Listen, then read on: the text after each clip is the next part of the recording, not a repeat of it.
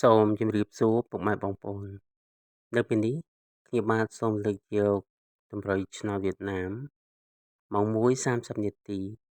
ម៉ោង 4:30 នាទីម៉ោង 6:30 នាទីថ្ងៃទី12ខែមិនិនាឆ្នាំ 2025 ដើម្បីមកចែកជូនពុកម៉ែបងប្អូនមុននឹងចូលដល់តម្រុយឆ្នោត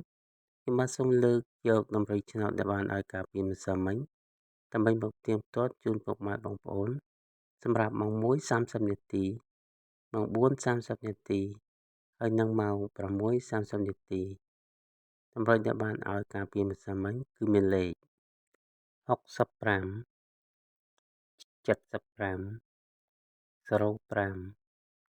82លេខអស់មានពីរទង់គឺអុកទង់0ហើយនិងអុកទង់ចាត់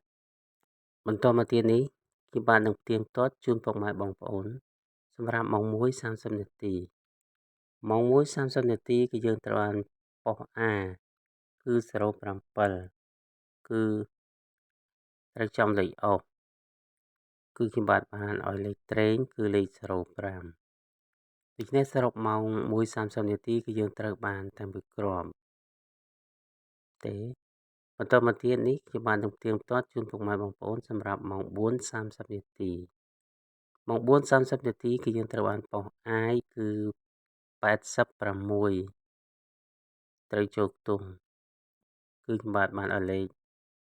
82បន្តមកយើងត្រូវបានប៉ុស A គឺ76គឺត្រូវចំលេខអុសគឺខ្ញុំបាទបានឲ្យលេខត្រេគឺ75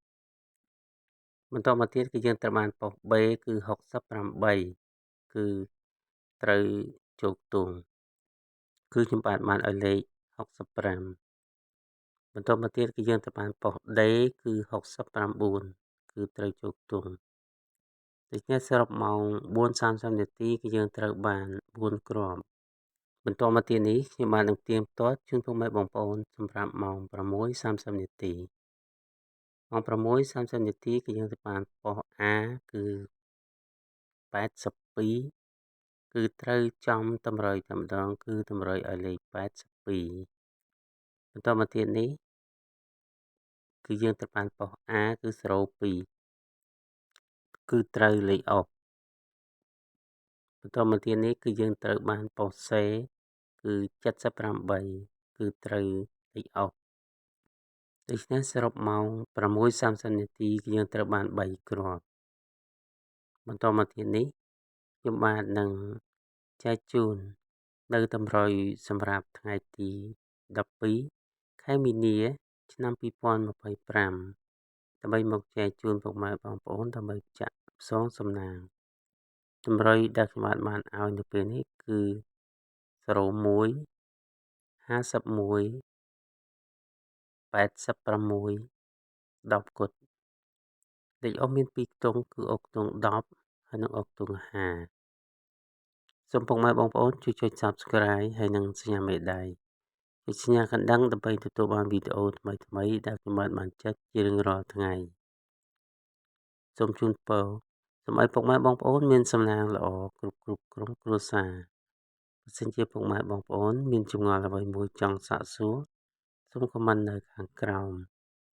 សូមអភ័យទោសចំពោះការខុសឆ្គងដោយអចេតនាណាមួយសូមអរគុណសូមជម្រាបលា